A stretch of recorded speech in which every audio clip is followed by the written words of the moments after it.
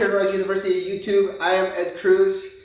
We did a double 2 weeks ago, so last week I didn't have a video. So my apologies. I usually very freaking consistent to have a video every Monday, 11 o'clock Chicago Central Time. So I will adhere to that unless it's a dire emergency. So my apologies for missing last week. Hopefully you watch past videos that I have and fill up that time. But yes, I will be back to regular time. Anyway, thank you again for supporting the site. I'm very close to hitting 1,000 subscribers right now. So with your help, share, like, comment, whatever, social media, yada, yada, yada. Okay, that is not my forte. It should be, but my job here is basically to share the art with you. And today's topic, just to get to the point right now, three things. Three things that's probably, I shouldn't say probably, more than likely everyone is going through these three things that's hindering your Wing Chun training. Okay, and I want you to really think about this because I put some thought down. It's like, okay, if people knew these three things, they can overcome these obstacles and their Wing Chun can rapidly improve. First and foremost, let's start with number three. Number three, most common mistakes that's probably hindering your Wing Chun is underestimating how difficult simplicity is. Okay, what does that mean basically? The reality is, in Wing Chun, I can teach someone on a consistent basis, if he shows up for a year, the entire art of Wing Chun within the year. Everything, all the forms, yada, yada, yada. I can teach him all the things. But the reality is, Wing Chun has such a fine-tuned balance with everything that you do, right? Everything that's simple actually has quite complexity to it. Everything that's hard, you try to make it simple as well. So there's a yin-yang balance to everything that you do. So, for example, without getting too complicated with things, on day one, every student learns to do Yichi Kimi Ma. Okay, so learning that, understanding it, and doing that, take a room of 100 people, show them this thing, everyone can do it on day one. Opening up the stance, remembering it, kind of finding their center. But the reality, it takes time. It takes time to really fully understand, really make it function, and really make it work for you. It could be several years of that same opening stance that you're thinking, what's the guy saying? Find your center of gravity, control your center of gravity, yada, yada, yada. Over the years, I've said the same thing, adjusted my philosophy on how to work the Yichi Kimi Ma, and it takes time. No matter how simple I make it to the students, it takes time for them to actually comprehend and be able to do it. So don't underestimate simplicity of motion. So the greed that happens is that it's just that people think, I got the stance, what's next? No.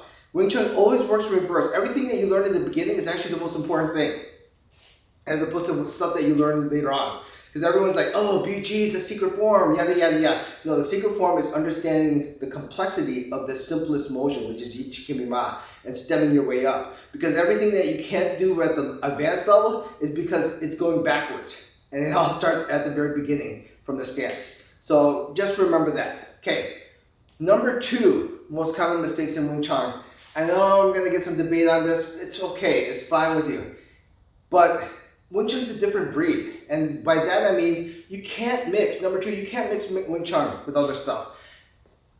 And maybe I should clarify that. You can mix Wing Chun with other stuff. You just kind of kill the purpose of what Wing Chun can do overall. That means you can be pretty good. You can do Wing Chun. You can mix it with other arts. You can mix Wing Chun with other Wing Chun as well.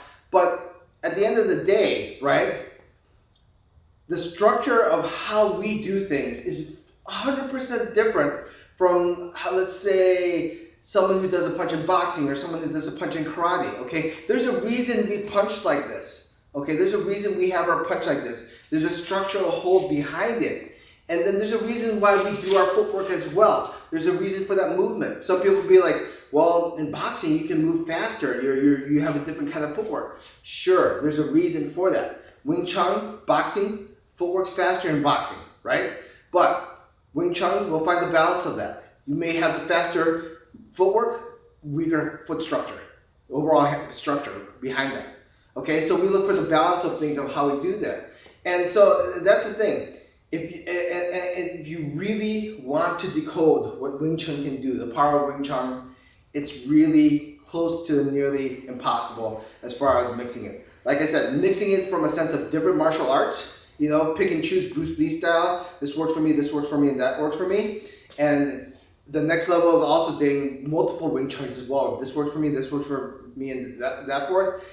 In my experience, I have yet to see anyone decode the art the way it should be by taking multiple paths, right? Taking multiple paths. Okay, so that's So the third one, what was the three? I said number three was the simplicity of it.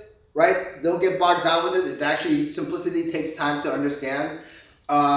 Number two, basically, don't mix and match and stuff like that. And the number one reason that you're probably struggling in Wing Chun, wasting time. Now you might be like, I train all the time. How is it wasting time? How is it wasting time if I train all the time? Most people think, okay, I gotta train 2, 3, 4 hours a day. And in the realistic sense of how life is right now, you're not allowed that much of free time. But make time valuable for yourself when you train. A lot of times people, when I say wasting time can go about in certain ways. Wasting time means whatever you've decided to stick with as far as training, stick with it. Stick with it, and it takes time to decide for that. I think in the beginning, I noticed this a lot. A lot of people would be like, okay, I want to hear from this guy and this guy and this guy. And that's kind of natural because you're trying to find out exactly who knows what and so forth. But I noticed in the past, people would get into, I listen to this guy, I like him, and then you get into arguments online as far as one way or another. That's wasting time, right? That's wasting time, okay? Whatever you decide on at that point in time, stick to it. And eventually, if you fall out of love from that, that's okay. You can move on and jump to something else. But try to focus on one thing only. That's really key, right? That's really key. And I know it kind of sounds back and forth how I'm saying that to go about doing that, but it's just from my experience that people do waste time. And as far as training is concerned, right? When training in Wing Chun doesn't mean, like I said before, knowing a lot, okay? If you practice the key cores I've always mentioned, punch, stance, shifting, and first form, and that's all you focus. Let's say that's your first year. You don't do anything else, and you just focus on that on a regular, consistent basis. And regular, consistent basis, like maybe 3 times a week, maybe an hour, hour and a half a day, you practice like that, and just those core things, your Wing Chun will improve so much faster, so much better than everyone else who tries to cram everything together and try to learn everything together. So wasting time is actually knowing how to apply the right way to train and focus on Wing Chun. Because think of it today, this day and age, people have short attention spans, right? You got to fight through that and actually be like, okay, this is something I have to work on. It requires time. Think of it this way. If you still have to think of the motion, if you still have to think of finding your center, if you still have to think of what to do next after each individual motion in the form, or how to shift and so forth, that point takes time. And once you feel comfortable where you're not actually having to picture and think and decide for every single motion, that's a good sign that maybe you can jump off and give yourself a little freestyle to that motion then, right? But I'm telling you, people take it for granted. Simplicity is not as simple as it seems, okay? All right, anyway, if you enjoyed this, more videos to come, trying to get on a consistent basis here. You'll see me again next week. Questions, comments, expected videos that you want, please list them below. And definitely, if you haven't subscribed, I'm very close to hitting 1,000. I totally appreciate it, and so forth. Yada, yada, yada. Enjoy, and make sure you find your Gung Fu. All right, later.